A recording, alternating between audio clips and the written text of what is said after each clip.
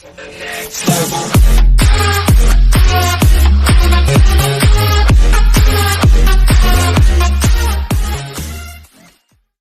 ways the NBA draft changed free agency this summer.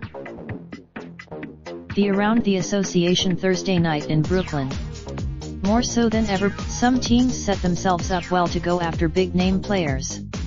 Other squads, from a Nets team that is now close to having 2 max contract spots to a Sixers squad setting up a run in free agency, a lot went down Thursday night. Here's how Thursday's 2019 NBA draft impacted free agency and the remainder of the offseason. Nets set up well. By virtue of that limited them to only 1 second-round pick, the Nets are now about $2 million away from having cap room for 2 max contract players in free agency. It's rather clear that whether the other spot is used on restricted free agent D'Angelo Russell or an outside free agent remains to be seen, but the Nets saved some solid cash by moving out of the first round multiple times.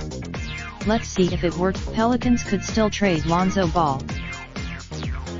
Going with 2 big men in Zion Williamson and Jackson Hayes within the top 10 seemed to tell us that New Orleans was placing a high value on the front court. That's until they sure New Orleans won't be starting Alexander Walker out of the gate.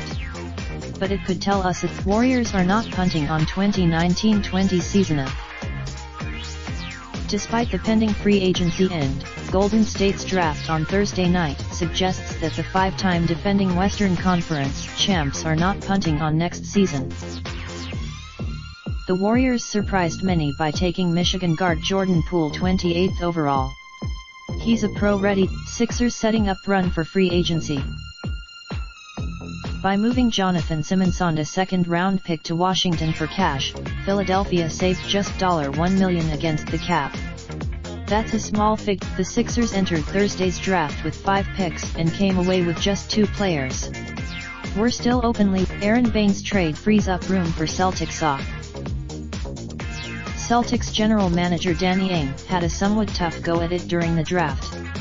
The veteran front. The larger scale implications here are the finances. Boston did not. Heat seemed stuck up. There were rumors leading up to the draft that Miami might look to package the 13th pick with a bloated veteran contract to create some cap space.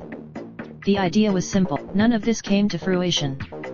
Miami ultimate Thunder didn't use first-rounder to shed Solaria.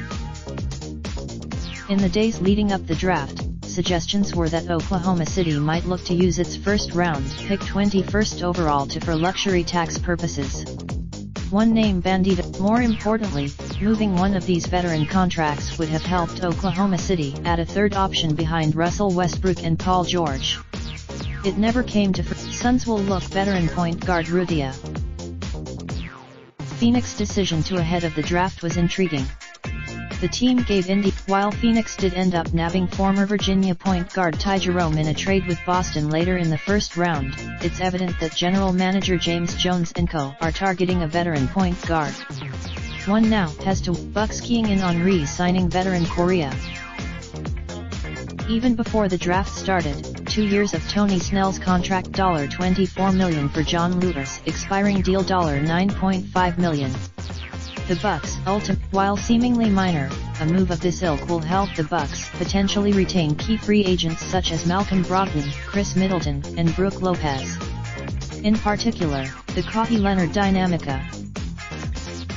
While the Philadelphia 7-6 ERS might have put themselves in position to surprisingly land Leonard Thursday evening, other teams seemingly bowed completely out of the sweepstakes. The Los Angeles Lakers didn't look to move any of the remaining pieces they have on their roster to clear up cap space. After they traded for other long-shot options such as the Miami Heat and Boston Celtics didn't really make a dent in their cap limitations heading into free agency. While neither was a related slideshow, top picks in the NBA draft provided by Iman. Raindrop, drop top smoking, no cooking the hot bar. Fucking on your bitch, yeah, that. Looking up, open the park.